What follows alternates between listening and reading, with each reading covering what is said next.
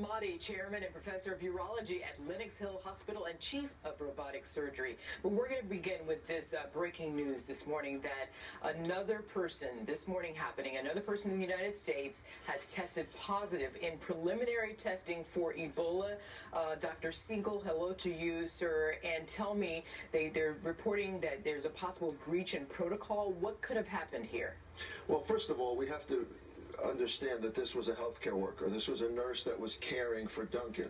So this is somebody directly involved with Ebola secretions, and she was wearing the proper suiting, but the problem is that she may not have put it on properly, she may not have taken it off properly, and up until this point, Arthel, the Dallas health officials have been directly involved with overseeing this, and I'm one of the people now saying I think the Centers for Disease Control just has to take this over, because this can happen. And you have to understand, if you're putting on a suit that you're not familiar with, and we don't know all the facts yet, and you have secretions all over the place, blood, vomit, diarrhea, all the things we've been talking about on the show here.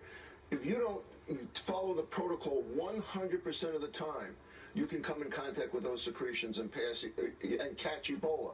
Now, the test that was done is a preliminary test, but it's about 95% sensitive.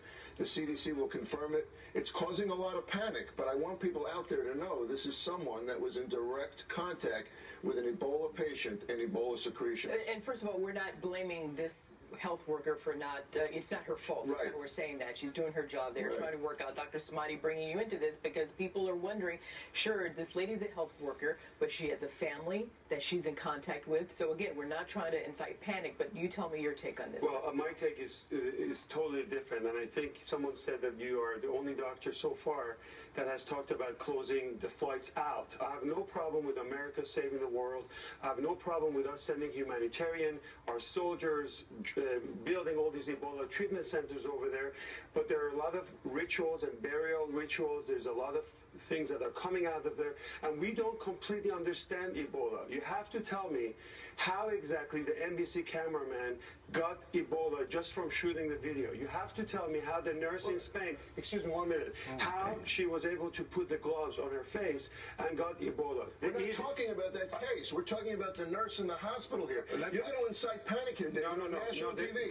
We don't know how this NBC camera person got it. How can you speculate that? You weren't there. We don't have direct information on that. We're talking about Thomas and Eric Duncan. You know what concerns me? The easiest thing would have been... This is what is inciting the panic. Nobody's starting the panic, Mark. You have to, guys, doctors, what concerns me is that first we're told it's body fluids, you know, vomit, blood, this sort of thing, fluids. Then we're told, well, maybe the virus can survive on doorknobs or countertops for a few hours.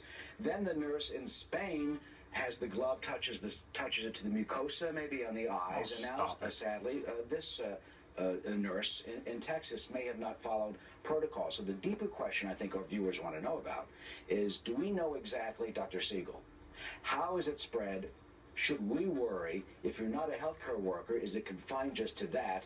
Can you sit on a bus or an airplane and pick up Ebola? Is it overblown? What do we need to know? The facts, not the fears. Well, here's the facts. The facts is we've known this virus since 1976, and healthcare workers are always the ones most at risk and the people most in contact. What I'm concerned about the reaction out there is that if I say to you, you could get it sitting on a bus, everyone out there thinks that's how you are getting it. The way you generally get it, 99.9% of the time, is being in direct contact with the secretions of Ebola. There's no evidence that that's changed. And I'm not surprised to find a healthcare worker getting it. Someone that, you know, we saw that with Brantley and with Reichel. It's the same thing. They were taking care of Ebola patients. They were wearing protective clothing, but they probably didn't use it exactly right. I want to bring Dr. Samadi back in. I understand Dr. Siegel's concern about not inciting fear, but to your point, Dr. Samadi, I think there are people out there who have that same questions. Why aren't we at cutting off these flights from these countries at the moment, from people coming in from those countries where it's just an outbreak there, well, a little outbreak. Okay. You have to let me speak, because if I can't get the word out, then there's no issue to do this. You don't have any vaccine right now, right? The vaccines are going to come in the next few months. You're not prepared to have the ZMapp antibodies, monoclonal antibodies. All I'm saying is, until we get our emergency rooms ready, until we get our act ready, until we understand exactly how this virus is going to spread, I will tell you, Mr. President, bring up those walls. jobs. Control the flights out. You have to protect the Americans. This whole thing about we're going to be okay, we're going to be okay, there will be no more number of Ebolas. This is not to create panic in America. Listen. They did a great job. CDC did a great job with SARS.